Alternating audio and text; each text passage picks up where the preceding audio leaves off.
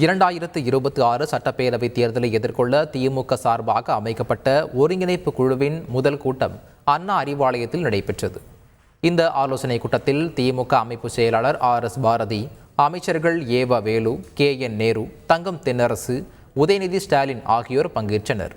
இதில் 2026 சட்டப்பேரவை தேர்தலை எதிர்கொள்ளும் வகையில் திமுகவில் மேற்கொள்ள வேண்டிய நடவடிக்கைகள், அமைப்பு ரீதியான சீரமைப்புகள் தேர்வு செய்வது உள்ளிட்ட பல்வேறு விவகாரங்கள் குறித்து ஆலோசிக்கப்பட்டது.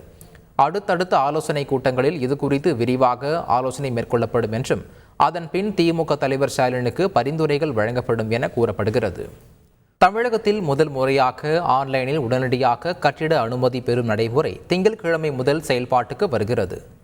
சென்னை பெருநகர வளர்ச்சி குழுமத்தில் கட்டிட அனுமதிக்காக ஆன்லைனில் விண்ணப்பிக்கும் முறை ஏற்கனவே அறிமுகப்படுத்தப்பட்டு செயல்பாட்டில் உள்ளது.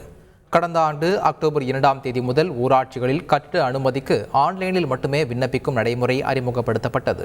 இந்த சூழலில் கடந்த பிப்ரவரி மாதம் தாக்கல் செய்யப்பட்ட தமிழக அரசின் பட்ஜெட்டில் 2500 சதுர அடி வரை கட்டப்படும் குடியிருப்பு கட்டுமானத்திற்கு கட்டிட அனுமதி தேவையில்லை என்றும் பணி நிறைவு சான்று பெற தேவையில்லை என்று அறிவிக்கப்பட்டுள்ளது.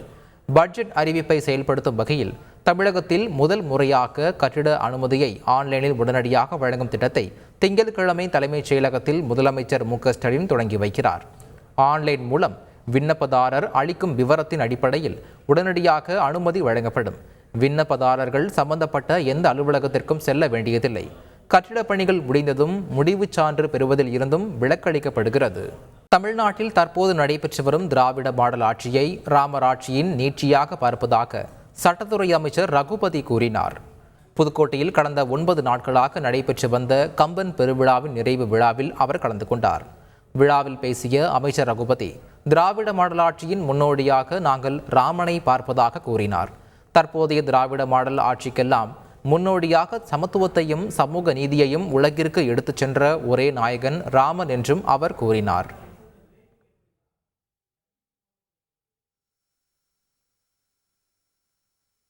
தேர்தலில் நாங்கள் தனி மெஜாரிட்டி பெறுவோம், தனி ஆட்சி அமைப்போம்.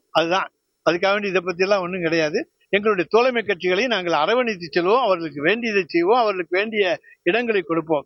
ஆனால் எங்களை பொறுத்த வரைக்கும் நிச்சயமாக எங்களுடைய தலைவர் தளபதியினுடைய உழைப்புக்கு, அவர் முதலமைச்சராக இருந்து ஆற்றியிருக்கிற பணிகளுக்கு தனி மெஜாரிட்டி திராவிட முன்னேற்ற கழகத்துக்கு கிடைக்கும். யாருடைய தயவுகளும் ஆட்சி அமைக்க வேண்டிய சூழ்நிலை எங்களுக்கு ஏற்படாது. செய்திகளை உடனுக்குடன் தெரிந்து கொள்ள உடனே சப்ஸ்கிரைப் பண்ணுங்க.